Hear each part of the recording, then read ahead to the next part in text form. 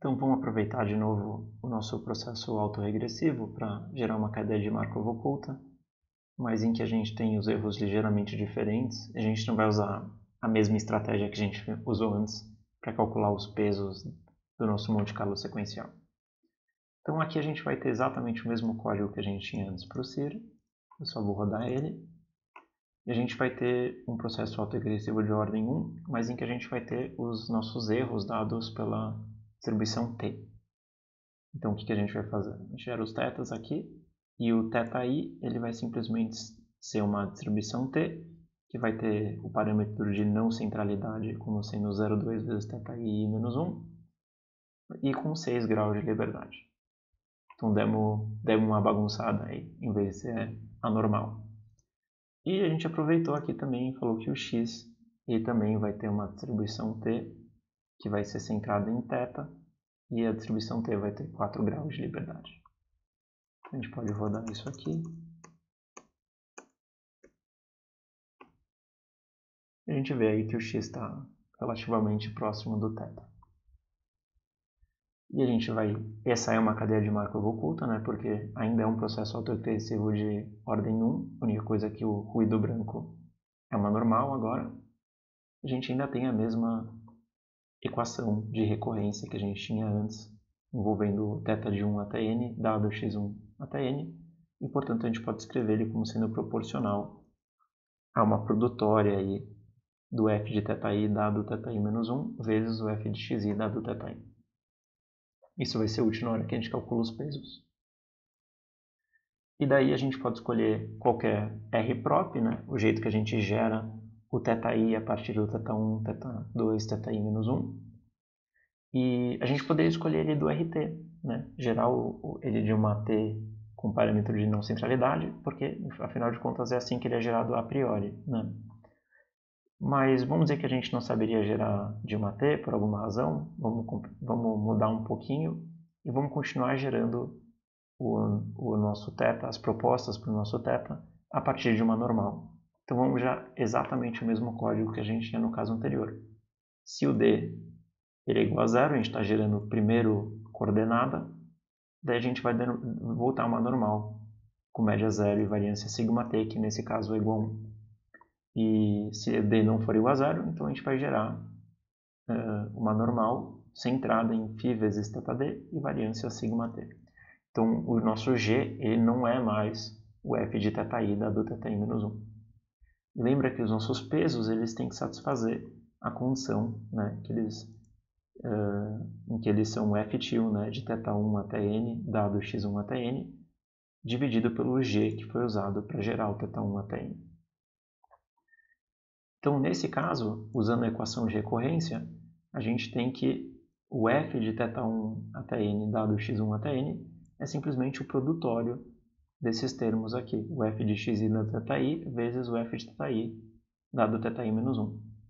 E o g, a gente viu que ele é só um g de θi dado θi menos 1, então o g de todo mundo vai ser o produtório desses g's.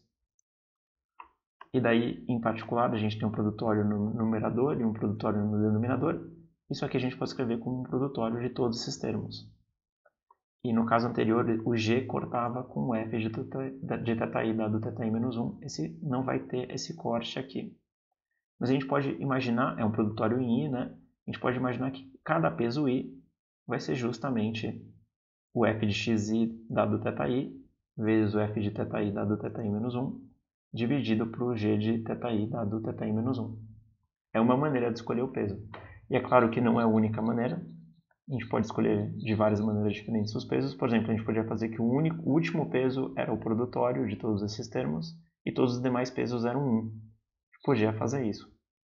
É claro que isso não ia ser muito bom, porque provavelmente não ia equilibrar o peso das partículas a cada iteração, se a gente colocar os pesos como sendo 1, e então pode ser, não ia ser um bom jeito de alocar os pesos.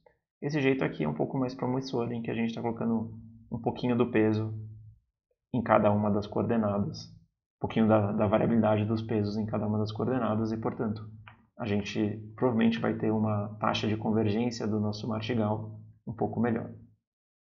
Então a gente está falando aqui que o peso ele é simplesmente o f de xi dado θi, vezes o f de θi dado θi menos 1, dividido pelo g de θi dado θi menos 1. Então, como que a gente vai calcular isso? Então, o peso é uma função de θ, o d é a dimensão do θ, né?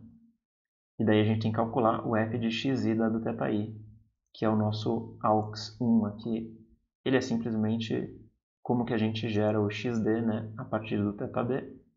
A gente viu que o x dele é gerado a partir de uma t, centrada em θd e com 4 graus de liberdade.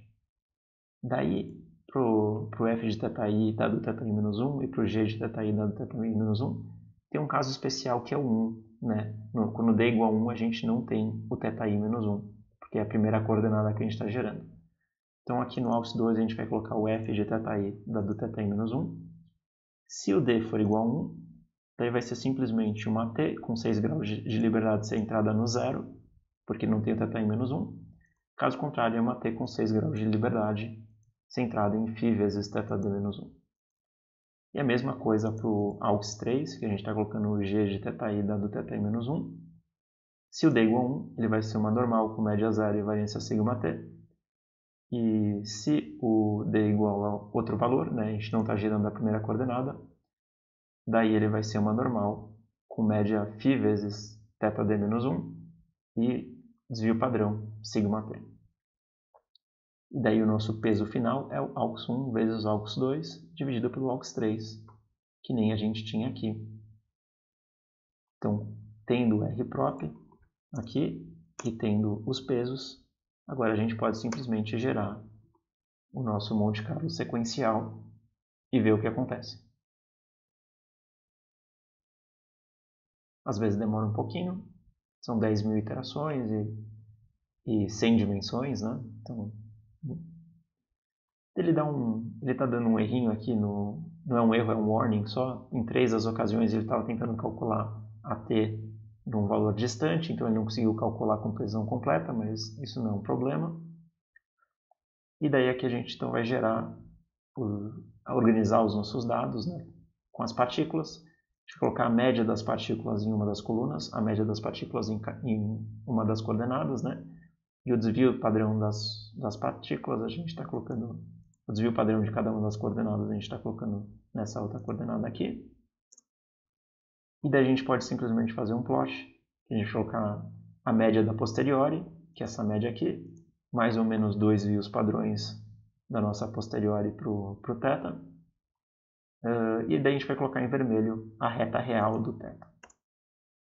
Vocês veem aqui, se o θ é bem volátil, né? Às vezes ele tem esses picos, então a nossa posteriori ele dá uma suavizada, mas ele ainda, a média da nossa posteriori ainda assim está próxima em geral está próxima do θ verdadeiro que está em vermelho.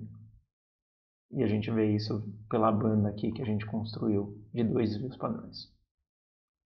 Então, a gente viu um exemplo aqui que o f de θi dado θi menos 1 não cortou com o g de θi dado θi menos 1, mas ainda assim a coisa funcionou bem porque a gente satisfez aquele produtório lá dos pesos, satisfazendo a relação que a gente queria.